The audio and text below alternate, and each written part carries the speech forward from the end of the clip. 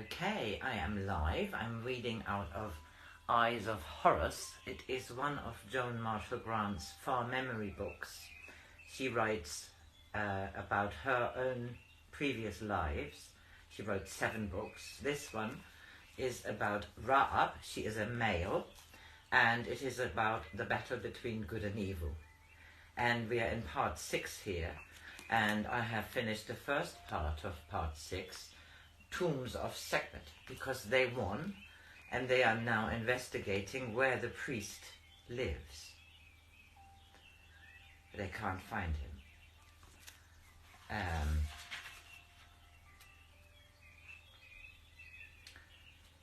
Right.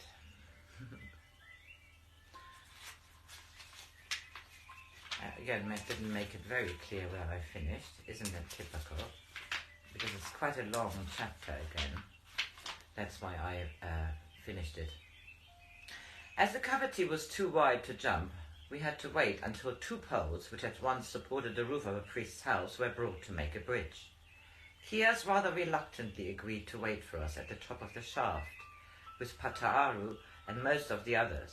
But in addition to Hanuk and the captain of the reed, I took 10 mace bearers.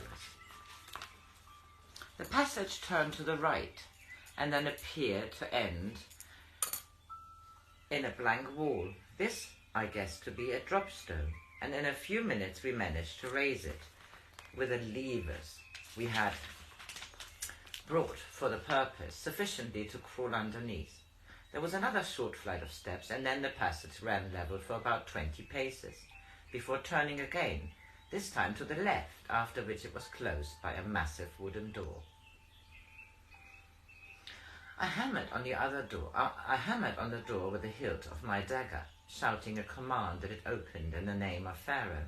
It was very thick, but with my ear pressed against it, I could hear a confused murmur of voices. When my second command brought no response, I told my men to break it down, which they did, though not until they had used a pole for a battering ram. The bolts which had been holding the door burst from their sockets with a loud crack. I was looking into a room rather larger than the central sanctuary.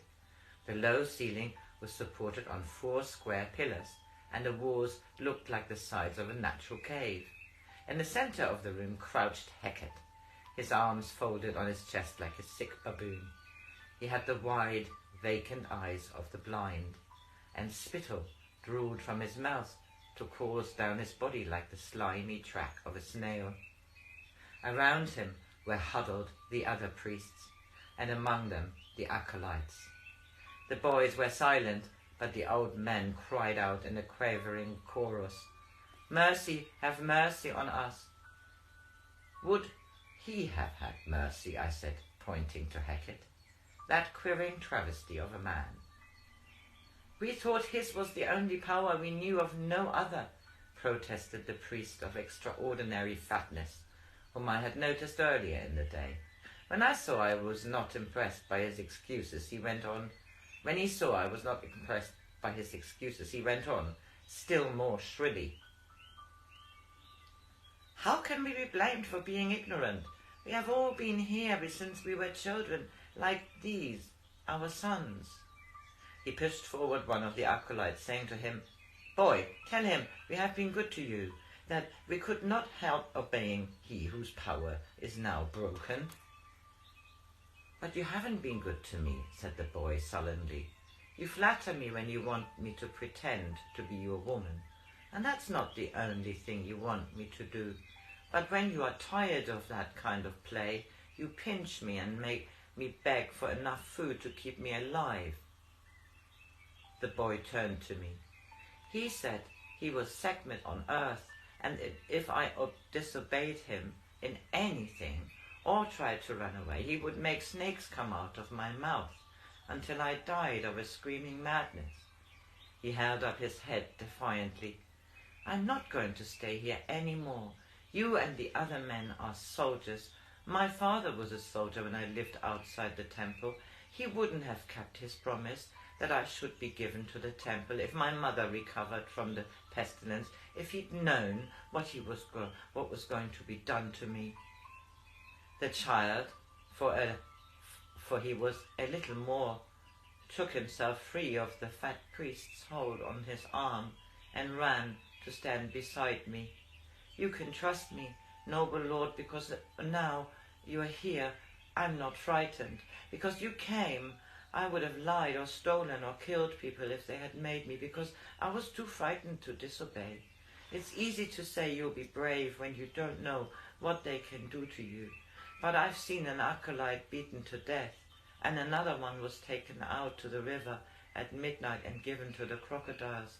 They gagged him so that he wouldn't scream. He was my friend, and I saw his face as he was pulled under the water.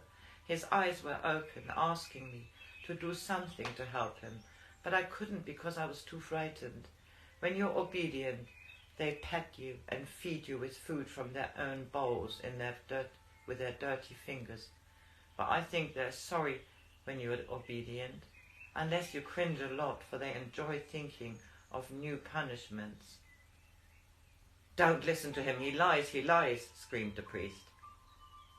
"Have no fear that I shall be deceived," I said. "The eyes of Horus have been well trained to see the different shades of truth and falsehood. You shall suffer no pain you have not inflicted. What you have done shall be done unto you." No, be merciful, merciful," he flung himself grovelling at my feet. "I find it interesting," I said, "that one who professes kindness should be afraid, should beg for mercy from the consequences of his own acts. Is it true that you have whipped boys and suffered them to undergo other indignities?" No, never have I done that, never." By way of answer, the acolyte tore off his tunic and showed me his back. It was marked like a grid, barred and counterbarred, with welts long-healed and welts that still were raw. To the cringing priest I said, "It seems that your kindness has been a little rough, but you shall receive it in the same measure. I have heard cooks say that flayed meat is more tender, and no doubt that crocodiles will be grateful for my consideration of their appetites." "But it wasn't only me, it was him, and him, and him," he shrilled, pointing around the room. Others of the acolytes had taken courage, and were now crowding forward to show me their scars, while the priests in terrified voices kept trying to foist their guilt on the shoulders of another, so giving me the opportunity to judge that they were all equally base. To the man who was still grovelling at my feet, I said, "Mockery of a man in a welter of fatness. A woman has been murdered in the sanctuary. How came that women here? For it seems that SEKMET is too jealous of her sex to admit of priestesses." "I know nothing of any woman." "A woman dead? Perhaps SEKMET killed her, for she is impatient of women." "Answer me quickly, spawn of a toad in a vulture belly. A woman was sacrificed. Where are the others you keep in SEKMET's larder?" He tried to set his forehead on my instep in token of humility. I ground down my heel on his fat fingers, saying, "A little foretaste of what you are shortly to feel. There is only one way to escape, only one way for any of you. The first to tell me where your prisoners are hidden may get less than he deserves."